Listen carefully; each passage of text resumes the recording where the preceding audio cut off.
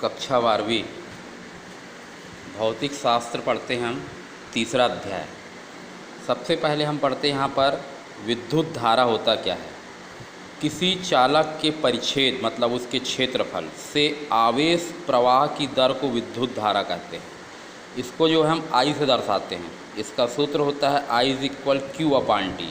Q आवेश है और T समय है। Q को हम लिख सकते हैं N × E। आवेश का क्वांटीकरण है। Q कहलाता है N × E। इसका SI मात्रक होता है एम्पियर, या फिर यहाँ से ही बना सकते हैं आवेश का मात्रक कूलाम और समय का मात्रक सेकेंड, तो कूलाम प्रति सेकेंड ये इसका मात्रक हुआ। इसके बाद हम पढ़ते हैं अपवाह वेग। अपवाह वेग क्या होता है? जब बाह्य विद्युत क्षेत्र के प्रभाव में इलेक्ट्रॉन एक नियत औसत वेग से गति करते हैं तो इस नियत औसत वेग को हम बोलते हैं अपवाह वेग, या इसी को अनुगमन वेग भी कहते हैं, जिसको हम दर्शाते हैं VD से। इसका जो मान होता है अपवाह वेग का 10⁻⁻⁴ मीटर प्रति सेकेंड।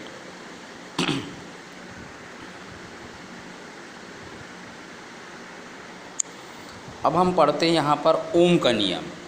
ओम का नियम क्या होता है? जब किसी चालक की भौतिक अवस्था जैसे कि लंबाई हो गया, ताप में परिवर्तन न हो तो उसमें प्रवाहित होने वाली विद्युत धारा उसके सिरों पर लगाए गए विभवांतर के होता है अनुत्क्रमानुपाती। शॉर्टकट में इसको हम ऐसे याद रख सकते हैं, V/I। किसी चालक के सिरों पर लगाया गया विभवांतर जो होता है ये उसमें प्रवाहित धारा के अनुत्क्रमानुपाती होता है। इस निशान को जब हटाते हैं तो यहाँ पर बराबर का निशान लगेगा और एक नियतांक लगता है। यहाँ पर लगने वाला नियतांक जो है ये है R, जिसको हम बोलते हैं चालक का प्रतिरोध। अब ओम के नियम की सीमाएं क्या है? इसका लिमिटेशन, चालक का ताप नियत होना चाहिए, चालक में विकृति उत्पन्न न हो, ये केवल धातु चालक के लिए सत्य है। ये तीनों कंडीशन का पालन जब होता है तभी वहाँ पर ओम का नियम लागू।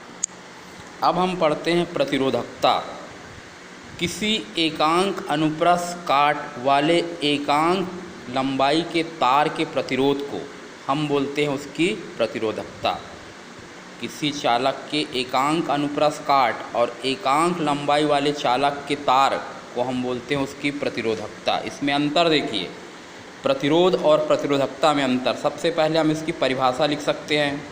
किसी चालक धारा द्वारा धारा प्रवाह में डाला गया रुकावट ये प्रतिरोध कहलाता है। एकांक लंबाई और एकांक अनुप्रस्थ काट क्षेत्रफल वाले चालक तार के प्रतिरोध को बोलते हैं प्रतिरोधकता। प्रतिरोध जो होता है ये चालक की लंबाई व अनुप्रस्थ काट के क्षेत्रफल पर निर्भर करता है, और इसमें उल्टा कर दोगे, लंबाई और क्षेत्रफल पर निर्भर नहीं करता है। प्रतिरोध का मात्रक होता है ओम और प्रतिरोधकता का मात्रक होता है ओम मीटर।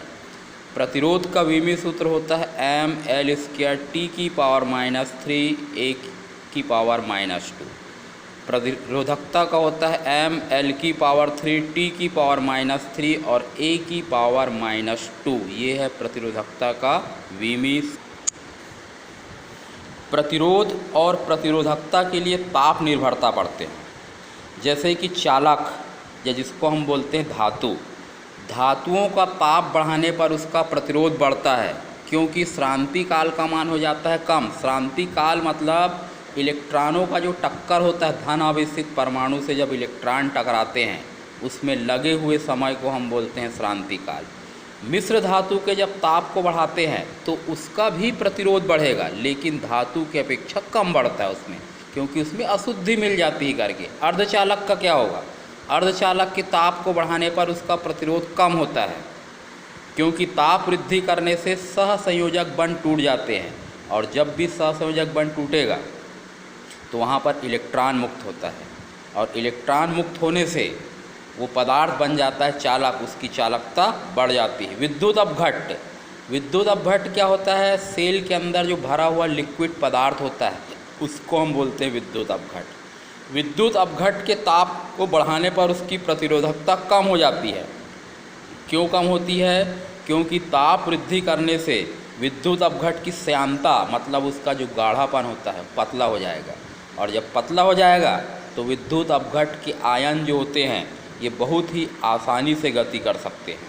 इस कारण विद्युत अपघट के ताप को बढ़ाने पर उसका जो प्रतिरोधकता या प्रतिरोध है ये कम हो जाता है। जब भी प्रतिरोध कम होगा, ध्यान रखिए बच्चों, जब भी प्रतिरोध कम होता है तो वहाँ पर उसकी चालकता जो है बढ़ जाती है।